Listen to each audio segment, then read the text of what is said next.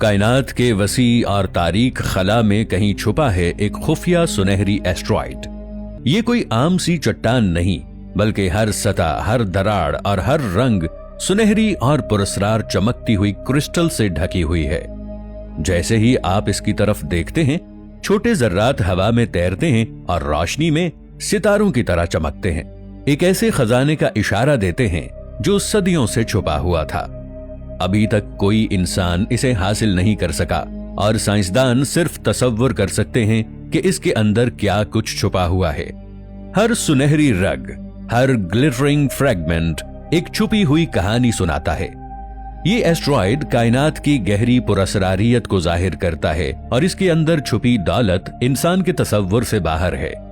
जैसे ही रोशनी दरारों से झलक रही है, हर फ्रैगमेंट शिमरिंग इफेक्ट के साथ छोटे छोटे स्पार्क्स छोड़ रहा है। ये मंजर न सिर्फ हैरत अंगेज है, बल्कि दिल को झंझोड़ देने वाला है। जैसा कि आप कायनात की सबसे बड़ी खुफिया दौलत के करीब खड़े हैं। ये एस्ट्रॉइड धीरे धीरे खला में तैर रहा है और पीछे एक मध्यम ग्लो करती न्यूबला इसकी अजमत और मिस्ट्री को और बढ़ा रही है। क्या इंसान कभी इसके राज दरियाफ्त कर पाएगा, या ये कायनात का सबसे बड़ा खुफिया राज हमेशा के लिए छुपा ही रहेगा? खला में वो गोल्ड एस्ट्रॉइड अपनी रफ्तार से गर्दिश कर रहा है और इसकी सतह पर छोटे छोटे मेटालिक रिजेस और ग्रूव्स नजर आ रहे हैं जो सदियों की कॉस्मिक कोलिजन्स की निशानी है। ये गोल्ड एस्ट्रॉइड अपनी तरकीब में हैरत अंगेज है, क्योंकि इसमें सिर्फ सोना नहीं बल्कि नायाब धातुओं और मादनियात का कुदरती इम्तिजाज मौजूद है। इसके अंदर मौजूद प्लैटिनियम, इरिडियम और दीगर रेयर मेटल्स जमीन पर कम ही पाए जाते हैं और यही इसे खला में एक मुनफरिद और कीमती ऑब्जेक्ट बनाता है। साइंसदानों के मुताबिक ये एस्ट्रॉइड मुमकिना तौर पर शमसी निजाम के इब्तिदाई दौर से बचा हुआ ऑब्जेक्ट है, जिसमें जमीन पर मौजूद मेटल्स के मुकाबले में कई गुना ज्यादा कीमती जखायर हैं। इसके मुख्तलिफ हिस्सों में धातुओं का तनासुब मुख्तलिफ है, जिससे ये मालूम होता है कि ये एस्ट्रॉइड कई कॉस्मिक कोलिजन्स और फॉर्मेशन प्रोसेसेस से गुजरा है। ये एस्ट्रॉइड सिर्फ मादनियात के लिहाज से कीमती नहीं, बल्कि साइंस और तहकीक के लिए भी अहम है, क्योंकि इसके मुताले से शमसी निजाम की इब्तिदा, खला में धातुओं की तकसीम और प्लैनेट फॉर्मेशन के राज मालूम किए जा सकते हैं। इसका हजम और वजन भी इसकी अहमियत बढ़ाता है, क्योंकि ये अंदाजा लगाया जाता है कि अगर जमीन पर इसे लाया जाए तो इसमें मौजूद मेटल्स की मालियत बिलियंस में होगी और ये इंसानी तसव्वुर से कहीं ज्यादा कीमती ट्रेजर है। ये एस्ट्रॉइड इतना भारी है कि जमीन की ग्रेविटी से मुतासिर होकर गिरते वक्त शदीद तवानाई पैदा करेगा, जिससे गिरते हुए इलाके में मुकम्मल तबाही हो सकती है। गिरने के बाद उठने वाला डस्ट और डिब्रीज एटमॉस्फेयर में शामिल हो जाएगा, जिससे सूरज की रोशनी जुज़वी तौर पर ब्लॉक होगी और ग्लोबल टेम्परेचर में कमी हो सकती है। मौसमी पैटर्न्स डिस्टर्ब होंगे और क्रॉप्स और इकोसिस्टम मुतासिर हो सकते हैं। अगर ये ओशन या सी में गिरे तो मैसिव वेव्स पैदा होंगी जो कोस्ट लाइन्स पर बड़े पैमाने पर नुकसान पहुंचाएंगी। जमीन की क्रस्ट में वाइब्रेशंस और क्रैक्स पैदा होंगे, जिससे अर्थक्वेक्स और दीगर जियोलॉजिकल डिस्टर्बेंसेस मुमकिन हैं। इसमें मौजूद सुनहरी और रेयर मेटल्स जमीन पर पहुंचने के बाद शदीद इक्तिसादी क्रम्बल पैदा कर देंगे, क्योंकि इन मेटल्स की अवेलेबिलिटी जमीन पर बहुत लिमिटेड है। पॉपुलेटेड एरियाज में गिरने की सूरत में इंसानी जानो माल का बहुत बड़ा नुकसान होगा और शॉक वेव्स दूर दराज इलाकों तक महसूस हो सकती हैं। रिकवरी के लिए कई साल या दहाइयां लग सकती हैं, क्योंकि इकोसिस्टम और एग्रीकल्चर शदीद मुतासिर होंगे। अगर ऐसा सोने से भरा शहाब साकिब जमीन पर आकर गिरे तो यह खुद ब खुद किसी एक मुल्क की मिल्कियत नहीं बनेगा। फैसला इस बात पर होगा कि वो कहां गिरता है और किसकी हुदूद में आता है। अगर वो किसी मुल्क की जमीन पर गिरे तो उसूली तौर पर वो मुल्क सबसे पहले इस पर दावा करेगा, क्योंकि वो चीज उसकी सरजमीन पर आई है। लेकिन मसला यह है कि इतना बड़ा और कीमती खजाना दुनिया के बाकी मुमालिक खामोश नहीं रहेंगे। अगर वो समुंदर में गिरे तो फिर मामला और ज्यादा पेचीदा हो जाएगा, क्योंकि खुले समुंदर को किसी एक मुल्क की जाती जमीन नहीं माना जाता। ऐसी सूरत में बैनुल-अक़वामी इदारे, बड़ी ताकतें और साइंसदान सब इसमें शामिल हो जाएंगे। तक़सीम असल में ताकत से होगी, कानून से कम। जिसके पास जदीद मशीनें, निकालने की सलाहियत, सिक्योरिटी और सियासी असर और रसूख होगा, वही ज्यादा हिस्सा ले जाएगा।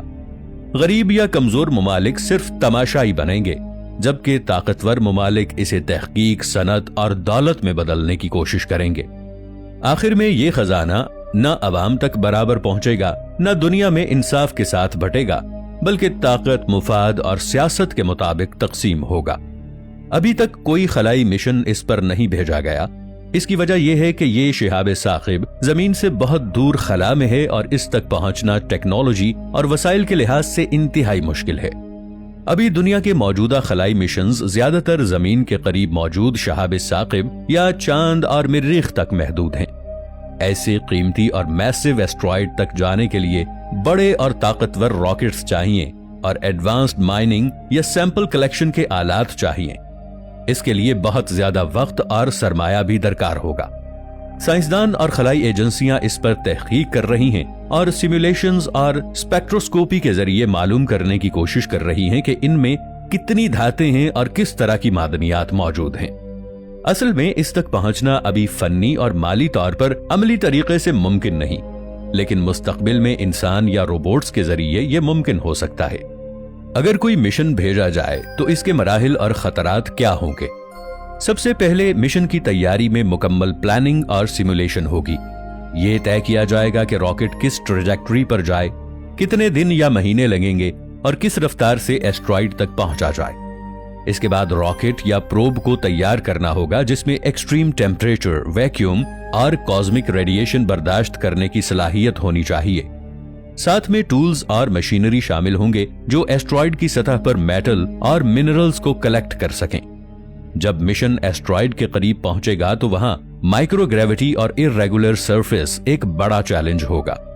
راکٹ کو سطح پر سیفلی لینڈ کرنا مشکل ہوگا کیونکہ زمین کے مقابلے میں وہاں گریوٹی بہت کم ہے اور ایسٹرائیڈ کی حرکت بھی انپریڈکٹیبل ہو سکتی ہے۔ سرفیس پر میٹلز ایکسٹریکٹ کرنے یا سیمپلز کلیکٹ کرنے کے دوران چھوٹے راکس یا ڈسٹ کلاؤڈز راکٹ یا پروب کو نقصان پہنچا سکتے ہیں۔